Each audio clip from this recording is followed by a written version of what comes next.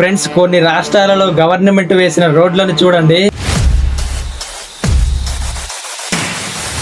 ఎంత ఈజీగా చేతులతో తీస్తుంటే వస్తున్నాయో. తక్కువ క్వాంటిటీతో కాంట్రాక్టర్స్ అధిక లాభానికి ఆశపడి తక్కువ ధరలో వచ్చిన మెటీరియల్స్ తో ఇలా రోడ్లు వేసిన తర్వాత ఆ రోడ్లు కొద్ది రోజులు మాత్రమే పనిచేస్తాయి. ఎందుకంటే చూడండి, ఖాళీ మట్టి రోడ్డు పైన సీసీ రోడ్డు వేశారు. దాని కింద ఎలాంటి డస్ట్ కంకర వేయలేదు. ఇలా డబ్బులకు ఆశపడి కొందరు రాజకీయ నాయకులు అసలు ఏ మాత్రం పని రాని కాంట్రాక్టర్స్ కి ఇలా పని అప్పచెప్తే ఫలితం ఇలానే ఉంటుంది. గవర్నమెంట్ పై నుంచి 1% డబ్బులు పంపిస్తే అది కిందికి వస్తున్న కొద్దీ సగం శాతం రాజకీయ నాయకులే దొబ్బేస్తుంటారు. అందులో మిగిలిన 50% లో 25% ని ఇలాంటి కాంట్రాక్టర్స్ దొబ్బేస్తుంటారు.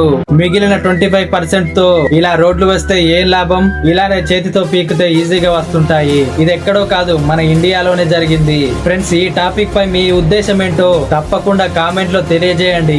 మళ్ళీ చెప్తున్నా ఫ్రెండ్స్, వర్షాలు అందరికి సంతోషాన్ని ఇవ్వవు, కొందరికి మాత్రమే సంతోషాన్ని ఇస్తాయి. పాపం మీ పండ్లు అమ్ముకునే అన్నని చూడండి. జోరుగా వర్షాలు కురుస్తూ పెద్దగా ఈదురుగాలులు వస్తున్న సమయంలో అతని కొట్టు ఎక్కడ కొట్టుకపోతుందో అని భయంతో అతని 2 చేతులతో ఆ కొట్టుని కాపాడుకుంటున్నాడు. ఫ్రెండ్స్, వర్షాలు పడే సమయంలో చాలా జాగ్రత్తగా ఉండండి. బయట పనుల్లోకి వెళ్లిన వారు, ఇలా పండ్లని అమ్ముకునేవారు వీలైనంత వరకు చాలా కేర్ఫుల్ గా ఉండండి. పాపం మీ అన్నని చూస్తుంటే మాత్రం గుండె తరుక్కుపోతుంది కదా. అయినా దేవుడు పంపిన వర్షానికి అతనేం చేస్తాడు? అతనికి వీలైనంత వరకు అతని కొట్టును కాపాడుకోవడం తప్ప.